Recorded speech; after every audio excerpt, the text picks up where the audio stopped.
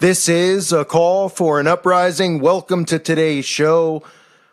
As most people know, Prince passed away, wink, wink, 2 years ago.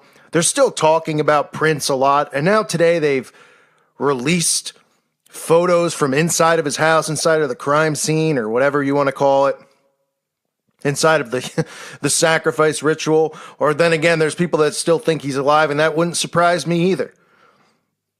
But I wanted to point out some of the things inside of his very Masonic, occultic home. I know there's a lot of people out there who have fallen under the mind control of thinking that Prince was trying to break free, and because Prince had gone on TV and talked about chemtrails. Well, we'll never know what he really felt in his heart, if he was saved, if he wasn't. But what we do know is that to become as rich and as famous as he did and as popular as he did, and the fact that they continue to just talk about him day and night, as if now he's the greatest musician that ever lived. 3 years ago, nobody would have said that. But they continued to push this legacy. It's part of this mind control. We saw at the Super Bowl where Justin Timberlake had a hologram of Prince singing. And if you look, it's just very bizarre, the fact that YouTube just keeps putting Prince in the trending section. They put him in there today from a song from 1984, Nothing Compares to. I think Sinead O'Connor might have covered that. Right? And they just put that in the trending section at #1. And then if you go to Prince's YouTube page, there's all these videos that have been uploaded since his death. Now, I know people always say, well, that's because they go through the old tape, and same thing with Tupac and all this stuff. It's very weird stuff. I mean, he's got a video from 2 months ago where, it looks like it was pretty close to his death that it had to have been filmed because he looks pretty old. And he's got slave written on the side of his face. Because remember, all of these people are slaves. They're slaves to the system. They're slaves to Lucifer. Okay, this is what they sign up for. But let's take a look inside his house, because they've released all this stuff it took them 2 years to finally release the stuff and release video footage of him on CCTV camera going into the doctor to get the prescription. And now they're saying that the doctor prescribed him the wrong medicine or something along those lines, fake pills that killed Prince and thousands of more Americans. I mean, these are the articles that are coming out today. But what stood out most to me, of course, is the symbols inside of his house, the signs and the symbols. Now, you can start with the blatantly obvious. You could see this room here with the black and white checkered Masonic floor tiles. Because remember, it's always going to be there. Always going to be there. It's not because it's in style here. I mean, this house doesn't look like it's been redecorated since the 80s. It's because these people are Freemasons. And they always show their allegiance to Freemasonry and to the brotherhood that they're a part of. It's not only in this room. You could actually see in his kitchen, his actual kitchen, he has black and white Masonic tiles all over the kitchen, on the walls, on the countertops. Little suspicious. I mean, really? Then, even more bizarre, you can see in his living room, or one of these rooms here, you can see a giant eye, right? And I guess inside that eye, they would have something playing over and over, almost like hypnosis, putting people in a trance. But this giant eye just in the middle of his house, right?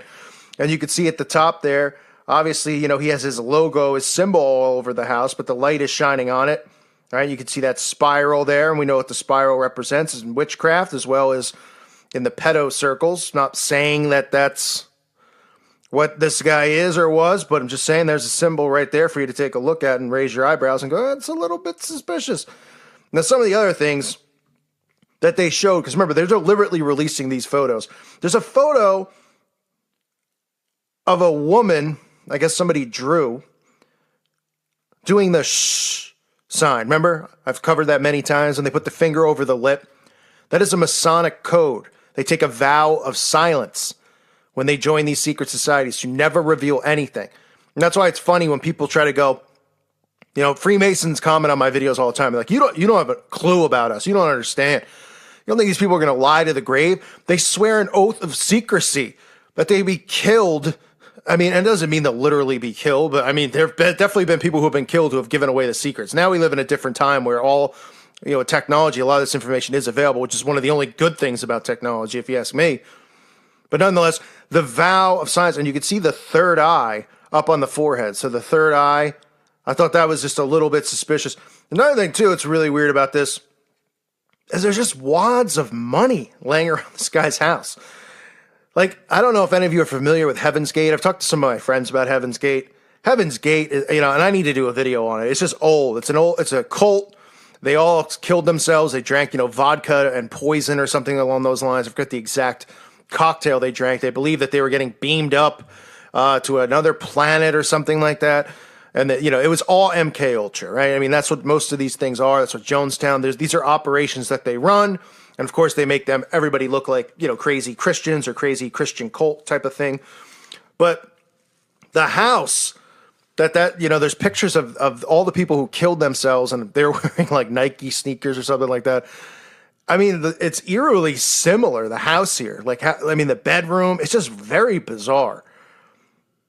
And he's got just wads of like $10,000 sitting around his house. And I mean, you wouldn't think that somebody, you know, like him lived here who has money and can pay someone to clean and all that stuff. Nonetheless, some of the other things that you'll see in the house is the rug. Now, the rug has the crescent moon on it, as well as an 8-pointed star. And you can see it strategically placed around the house. Okay, the crescent moon is another symbol associated with witchcraft. Okay, we know how you know the moon is used in all these rituals that they perform, blood moons and eclipses and all that stuff. But you see the crescent moon on the floor, and you'll also see that Prince had, you know, suitcases packed with clothes and stuff like that inside of it. Just very, very bizarre, right? You know, just open suitcases. The whole thing is just, you know, obviously most of us are familiar with how the occult operate. I mean, they do sacrifice one another. Nobody can say if he's alive or he's dead. It's just speculation. So that's why I don't like to go down that road, you know, because that's the stuff they want you to do, because then they want to run, you know, they'll take your clip and run with it. And they'll go, look at these tinfoil hat people. They're saying that he's alive or he's dead. But I thought it was important to point out all of these symbols inside of his home. And obviously his own symbol in its own right. And he's got eyes painted on the walls. Just a lot of eyes, folks. I mean, I'm not sure if Prince died, you know, trying to become an optometrist. Maybe he did. Maybe he loves contact lenses. I'm not sure. I don't want to make any accusations. Maybe he was going to school to be an optometrist. Maybe that was his dream all along. But just lots of eye symbolism, third eye symbols, and that giant eye on the wall, right? To go along with all of the Masonic checkerboard imagery that we see all throughout his home. Is it because black and white is in style, or is it just another common theme that, you know, whether it's the Kardashians or any of these rich satanic witches who have reality shows, you'll always see the black and white floor. I mean, it's everywhere all the time. You know, it's not because they're going, oh yes, I love the look of a race flag on my floor, right? It means that the checkered race flag, it's another Masonic symbol, but you know, people are like, oh, I love NASCAR. I love the flag at the end when the guy wins. Let's put it on the floor, right? I mean, really? And then the stuff that comes out too, you know, like I said earlier, in regards to 2 years later, they're saying just a week before Prince's death, the Drug Enforcement Administration, the DEA, launched an anonymous tip line in San Francisco seeking information on the pill's source. The drugs that killed Prince could have come from there and bought by someone close to him on the street. And they're talking about this pill that, you know, called I'm not going to say it right, but fentanyl or something like that killed Prince remains a mystery. His fatal overdose coincided with a spike in fatal and non-fatal overdoses across the country attributed to counterfeit Vicodin laced with this specific drug. In the weeks prior to his death, fentanyl, this disguises let's just call it the F drug, disguises various brands of Vicodin sickened dozens in Northern California. So I mean, they're pretty much trying to just continue to push this narrative of the drug overdose, and now because people, you know, kind of went out and debunked some of this stuff, and why is he on these pills, and what pills is he on, how would he die from it? Then these stories come out about, well, it wasn't really Vicodin because, you know, people matched up. How could you overdose from that type of amount of Vicodin? Listen, at the end of the day, you know when people are ritually sacrificed. You know, I had my video up on him when that whole thing went down 2 years ago. And there's tons of videos out there decoding it, okay, and then showing you all this stuff since then of how great he is, how wonderful he is. This is how they work. And this is what they do. This is how they operate. I wanted to do a video on it because as soon as I saw this in the trending section, I'm like, why is Prince trending?